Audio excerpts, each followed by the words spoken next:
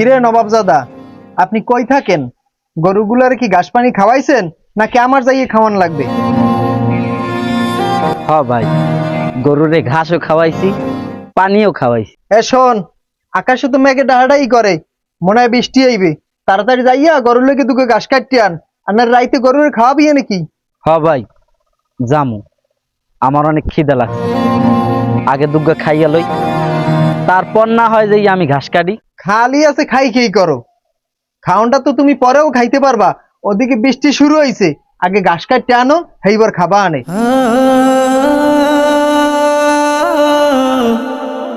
ভাই, তুমি আমার ঘাস কাটতে যাইতে কইছো, আমি যাবো না, এটা কি হয়? কিন্তু ভাই আমার এত ক্ষুধা লাগছে, ক্ষুধায় আমার গা কাঁপতাছে। আমি অল্প কিছু খাইয়ে যাই, এরপর না হয় আমি ঘাসগুলা কাটি। আমি যদি এই অবস্থায় মাঠে যাই, ঘাসের বোঝাগুলা নিয়ে মনে হয় না যে আমি বাড়ি পর্যন্ত আইতে পারবো। হয় বুঝছি, তাহলে তুমি একটা কাজ করো, এই পাকের ঘরে পাইলে পান্তা পাতা আছে, এই লবণ দিয়ে খাইয়া তাড়াতাড়ি যাও। আবার তরকারি এসে বই থাকো না, যাও যাও তাড়াতাড়ি যাও। ঠিক আছে ভাই।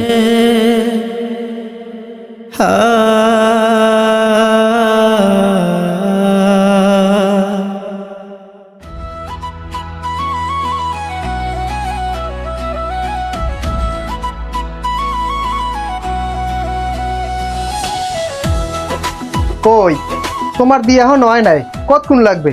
এই তো হয়ে গেছে। আচ্ছা শোনো, আমার যদি আসতে দেরি হয় তুমি রাতের খাবার খেয়ে শুয়ে পড়ো।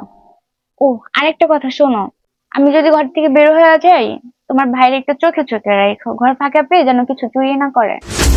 তুমি কি যে কও, মোর ভাইয়ের এত বড় সাহস আছে ও মোর ঘরে কিছু চুরি করবে? আর ওরে মুই ভালো হরিয়ে চিনি, ওই এমন পোলা না। তুমি ফাও দুশ্চিন্তা করো না, তাড়াতাড়ি রেডি হও। হইছে, ভাইয়ের হয়ে আর সাপোর্ট করতে হইব না। আমি আগেও বলছি, এখনো বলতেছি, তোমার ভাইয়ের যেভাবে হোক বাসা থেকে বের করার ব্যবস্থা করো। আর যদি তোমার ভাই এখানে থাকে তাহলে আমি থাকবো না। শোনো, ও শত হইলো আমার ছোট ভাই। আর একটা কথা, ওরা যদি আমি বাড়ি ছাড়া করি, এই যে গরুর খাওন দেওয়া হারাবাড়ির কাম করা কিরা করবে? হারাবাড়ি তোমার আর মোর করা লাগবে না। লাগবে না ওর কাজ কর, আমি চাই না যে ওই বাড়িতে থাকুক। আরে শোনো বাপু, তুমি যে কও এটা তো আমি বুঝি। ওরে যদি ঘর দিয়ে বাইর করিয়ে দিই, তারপর ওর জায়গা সয় সম্পত্তি ওরে ভাগ করে দেওয়া লাগবে না? আমি খালি তো একটু অপেক্ষায় আছি, ওর জমিটু খালি আমার নামে নিয়ে লই। তারপর তুমি খালি দেখবা ওরে কেমনে ঘাড় ধাক্কা ধরে ওরে বাইর করে দিই। আর ই করো, তুমি তাড়াতাড়ি মেলা করো, লাও লাও তোমার আগুই দিয়ে।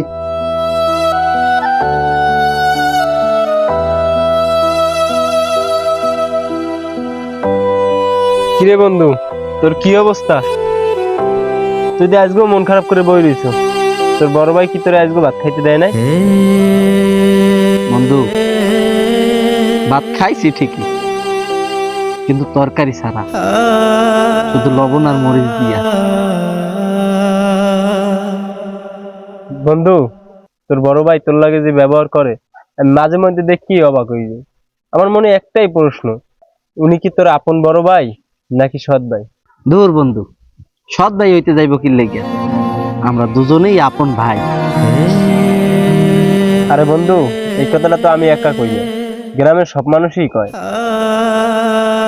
তোর বড় ভাই যদি তোরে আপনই ভাববে, তাহলে তোরে দিয়ে এত কাজ বাজ করাইতে না, তাহলে তোর সয় সম্পত্তি তোরে ভাগ করে দিতে। বন্ধু, আমি আসলে সবই বুঝি, আর বুঝাও না বোঝার ভান ধরে থাকি। কারণ কি জানো, আমি বিশ্বাস করি আমার আল্লাহ আমার যেবিল রাখছে অনেক ভালো রাখছে, শুকুর আলহামদুলিল্লাহ। এবার হন, আবেগ দিয়ে দুনিয়া চলে না, সামনে তোর ভবিষ্যৎ আছে। কয়দিন পর বিয়ে করবি, এবার বাচ্চা কাচ্চা হইবে, এবার হইবেটা কি কদি? শোন, ভবিষ্যতের চিন্তা আমি ভবিষ্যতে করবো, তবে সামান্য টাকা পয়সা আর জমির কারণে আমি আমার ভাইয়ের ভাবির লাগে দ্বন্দ্ব করতে পারবো না।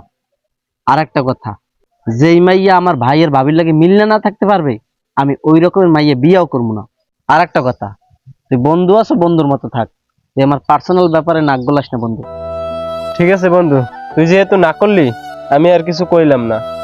তার একটা কথা, যদি কোনোদিন কোনো হেল্প লাগে এ বন্ধুর দ্বারে কইস, এ বন্ধু ফিরেইবে না। ঠিক আছে বন্ধু, থাক, আমার একটু বাজার যাওয়া লাগবে।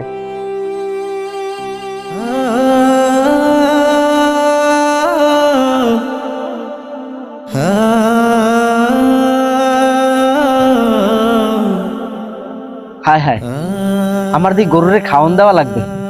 এনে বই থাকলে তো কামাইব না, আমি যাই।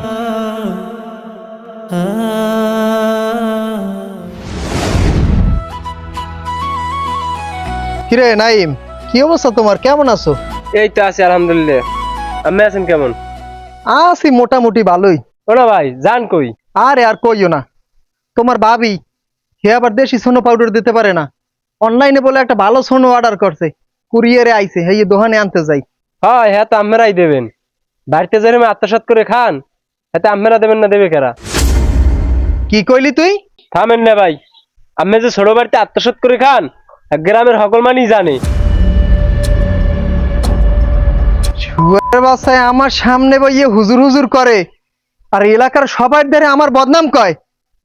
বাজারে পরে যাবো, শুয়ারের বাসায় গেলে কই ওরে তো আজকে আমি বাড়ি ছাড়া করবো।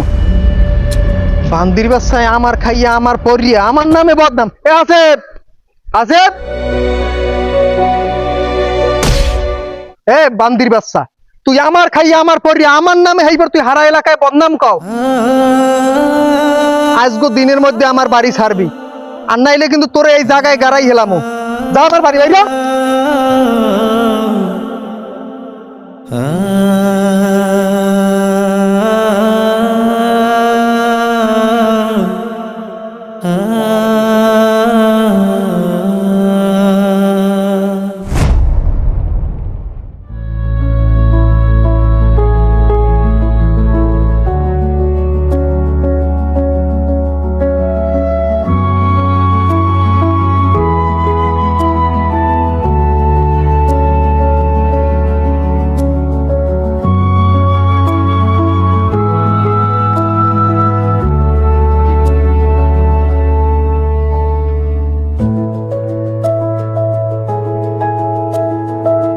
এই যে, ভালো থাকেন, আমি গেলাম।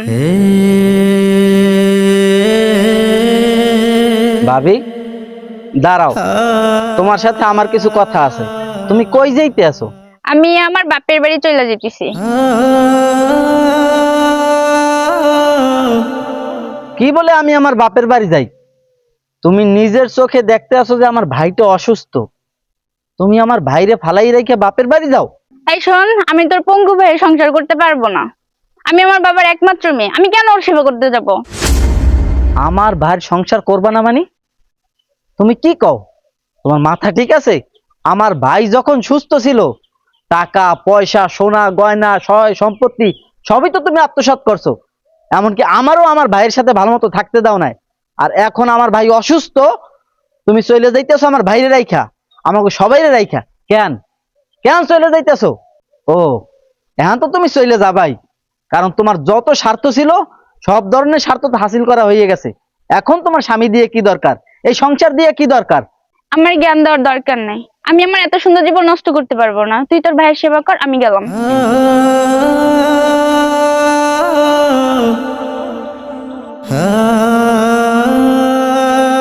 ভাই, তুমি তো আমার ভাই। এই পৃথিবীর সবাই যদি তোমার ছাইরে যায়, আমি ভাই তোমার কোনোদিন ছাইরে যাবো না।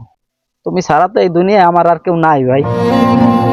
তুমি চিন্তা করো না, তুমি সুস্থ হয়ে যাবে, তুমি আবার সেই আগের জীবনে ফিরে আসবা, তুমি হাঁটবা, কথা বলবা, আমাদের সাথে হাসি খুশি ভাবে থাকবা। ভাই গো, তোমার জীবন দিয়ে একজন নারী চলে গেছে, তাতে কি হয়েছে? তোমার লাগে তোমার ভাই আছে। আমি বাইসা থাকতে আমি কোনোদিন তোমার ছাইরে যাবো না। এই ভাইয়ের উপরে তুমি আস্থা রাখো, বিশ্বাস করো। ভাই